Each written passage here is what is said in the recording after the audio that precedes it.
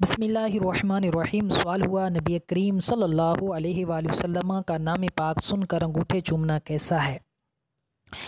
तो नबी पाक सल्लल्लाहु ताला अलैहि वसल्लम का नाम पाक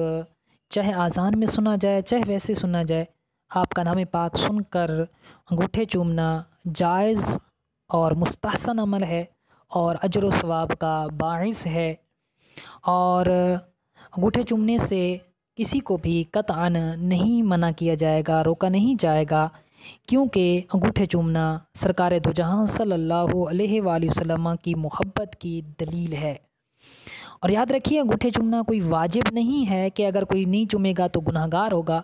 बल्कि एक मुस्तहब और महबूब अमल है। लेकिन अगर कोई अंगूठे नहीं चूमता तो वो बहुत बड़े अजर व सवाब से महरूम ज़रूर है, क्योंकि जो अहले ईमान है हुज़ूर अलैहिस्सलाम की ताज़ीम की नीयत से उनकी से मोहब्बत करते हुए अंगूठे चूमते हैं। और यकीनन ये दीन और दुनिया की आखरत की बेशुमार भलाइयों को हासिल करने का एक ज़रिया है। इस हवाले से काफ़ी रवायात मौजूद हैं। चुनाचे इमाम सखावी रहमतुल्लाह ताला अलैह आप अल-मकासिदुल हसना जिल्द अव्वल के अंदर मुस्नदुल फिरदौस के हवाले से नकल फरमाते हैं। और आला हज़रत इमाम अहमद रज़ा ख़ान रहमतुल्लाह ताला अलैह भी फ़तावा रज़विया जिल्द 5 सफ़ा नंबर 432 पर मुस्नदुल फिरदौस के हवाले से तहरीर फरमाते हैं कि हज़रत अबू बकर सिद्दीक़ रज़ी अल्लाह ताला अन्हु ने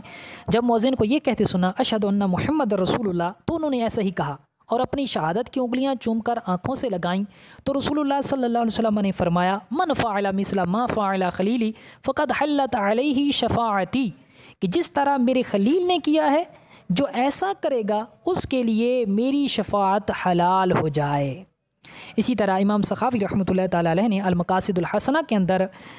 एक रवायत नकल की है। हज़रत खिज़र अला नबीना अलैहिस्सलाम से रवायत है कि जिसने मुअज़्ज़िन से अशहदु अन्ना मुहम्मद रसूलुल्लाह सुनकर ये पढ़ा, मरहबन बिहबीबी व कुर्रतु ऐनी मुहम्मद इब्न अब्दिल्लाह सल्लल्लाहु अलैहि वसल्लम, फिर अपने अंगूठे चूमकर अपनी आँखों पर रख लिए तो उसकी आँखों में कभी तकलीफ़ ना होगी। और इमाम हसन से यही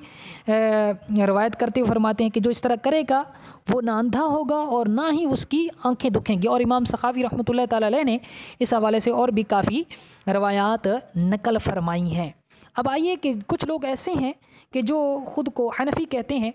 लेकिन हकीकतन वो हनफ़ी नहीं है, फ़िक़्ह हनफ़ी से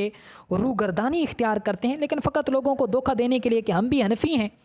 और वो लोग जो है वो अंगूठे चूमने के सख्त मुखालिफ हैं, अंगूठे चूमने को बिदअत जो है सय्या करार देते हैं और इसको एक रवाज समझते हैं और इस पर अमल करने से लोगों को रोकने की कोशिश करते हैं। तो अब फ़िक़्ह हनफ़ी के चंद मोतबर कुतुब के हवाले से मैं इस हवाले से कुछ आपके सामने कलाम करूँगा। तहतावी अला मराकिल फलाह, रद्दुल मुख्तार अला दुर मुख्तार, जो कि फ़तावा शामी के नाम से मारूफ़ मशहूर है, जामे रमूज़, फ़तावा सूफ़िया, कंजुल इबाद, इस तरह की कई और किताबों में अंगूठे चूमने को मुस्तहब करार दिया गया। चुनांचे उस वाले से एक दो बातें मैं आपके सामने रखूँगा। इमाम तहतावी रहमतुल्लाह ताला अलैह आप तहतावी अला मराकिल फलाह सफ़ा नंबर 122 पर आप तहरीर फरमाते हैं कि युस्तहबु अन युकाला इंद समाइल उला मिना शहादत सल्लल्लाहु अलैहि या रसूलल्लाह व इंद सानियत मिनहा कर्रत ऐनी बिका या रसूलल्लाह सुम्मा यक़ूलु अल्लाहुम्मा मत्तिअनी बिस्समअ वल बसर बाद वदई ज़ुफ़रल इबहामैनी अलल ऐनैनी फ़इन्नहु सल्लल्लाहु अलैहि वसल्लम यकूनु क़ाइदन लहू इलल जन्नह। आप फरमाते हैं कि मुस्तहब है कि जब मुअज़्ज़िन जब आज़ान में पहली बार अशहदु अन्ना मुहम्मद रसूलुल्लाह कोई सुने तो सल्लल्लाहु अलैहि या रसूलल्लाह कहे, और जब दूसरी बार सुने तो कर्रत ऐनी बिका या रसूलल्लाह कहे, यानी या रसूलल्लाह सल्लल्लाहु अलैहि वसल्लम आपकी बदौलत मेरी आँखें ठंडी हैं। फिर वो कहे अल्लाहुम्मा मत्तिअनी बिस्समइ वल बसर, कि अल्लाह मुझे कानों और आँखों से नफ़ा अता फरमा। तो फिर आप फरमाते हैं कि ऐसा कहने वाले के लिए, करने वाले के लिए हुज़ूर अलैहिस्सलातु वस्सलाम जन्नत में उसकी क़ियादत फरमाएंगे, उसको जन्नत में ले जाएंगे। ये तहतावी अला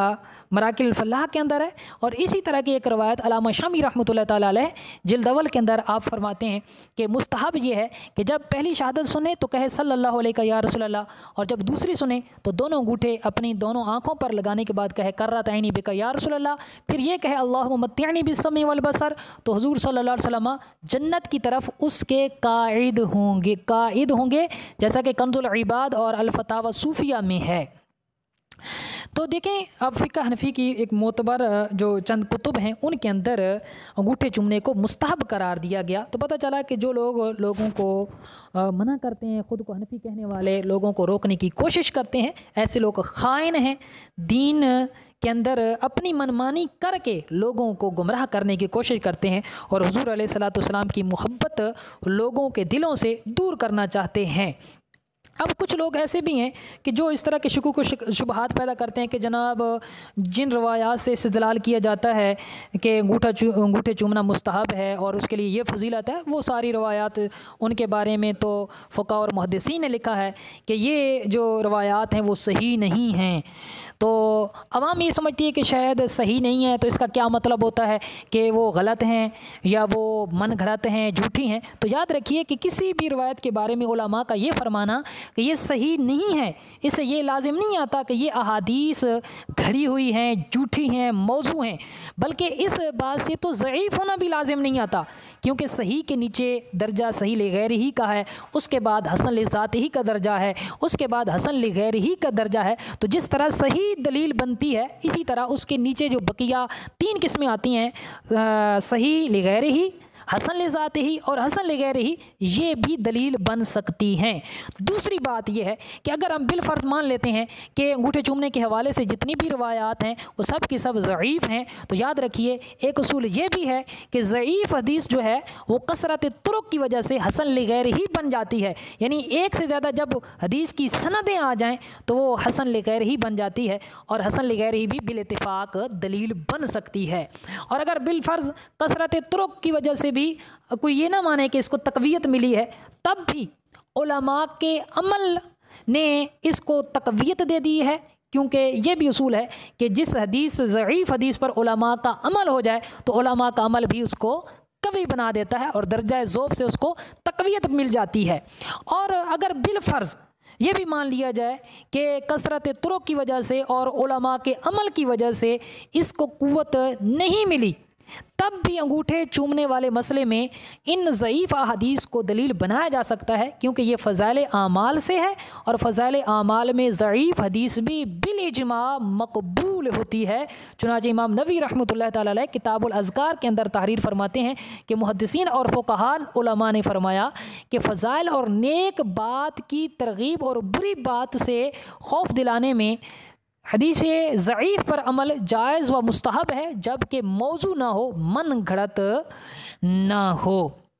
और अगर कोई बिलफ़र्ज़ अंगूठे चूमने के बारे में कोई रिवायत ना भी होती, कोई रिवायत ना होती, कोई दलील हमारे पास ना होती, तब भी ये अमल मुस्तहब होता, क्योंकि अकाबिर आइम्मा और उलमा से ये मरवी है और मनकूल है, और जिसे मुसलमान बिलखुसूस उलमा और आइम्मा अच्छा समझ कर करें वो अल्लाह के नज़दीक भी अच्छा ही है। जैसा कि हदीस मुबारका के अंदर है कि मा रआहुल मुस्लिमून हसनन फहुवा इंदल्लाहि हसनुन, कि जिसे मुसलमान अच्छा समझें वो अल्लाह के नज़दीक भी